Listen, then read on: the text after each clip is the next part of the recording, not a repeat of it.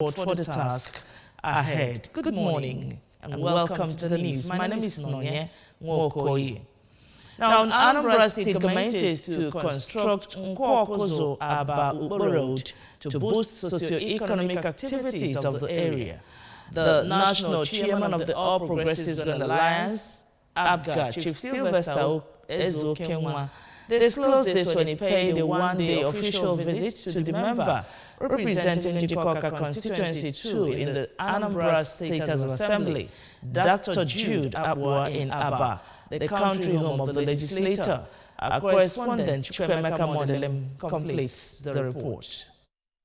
Addressing the people of Nkwo constituency 2, members of ABGA and traditional rulers in the area, Chief Ezo-Kenwa announced that ABGA government is happy with the people of Nkwo constituency 2 for voting massively for ABGA candidates in every election, and assured them that Governor Chukwuma will construct the road that connects Nkwo-Awkuzu-Abba-Ukpo before the end of his tenure. The ABGA national chairman described Dr. Abua as a man of high intellect and charged him to use his wealth of experience and track record of humility in piloting the affairs of the constituency. So what I've come is simply to fraternize with a close friend and to thank his community and indeed the good people of Nkwo constituency who has decided through thick and nail to stick with ABGA, to thank them for always voting in ABGA candidates.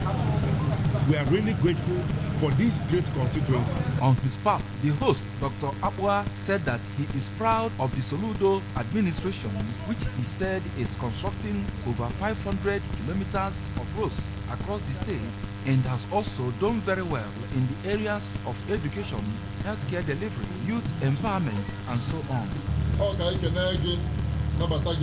His Excellency, Professor Charles Soludo, CFR, on a more Fuma, ọtụtụ ife ọ na-ego na Anambra State, anyị na people na-eme na-ekenye maka obi ebelie n'ebe anyị nwa nọ.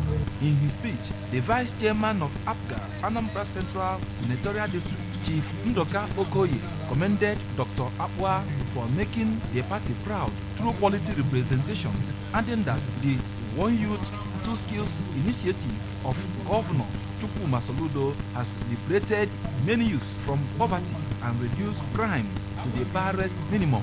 Earlier, Chief Ezo-Kenwa paid homage to the traditional ruler of Aba, Igwe Leonard Eze, in his palace, where the traditional ruler commended African good governance and assured the unflinching support of his community to Governor Soludo's administration. Government in power, support.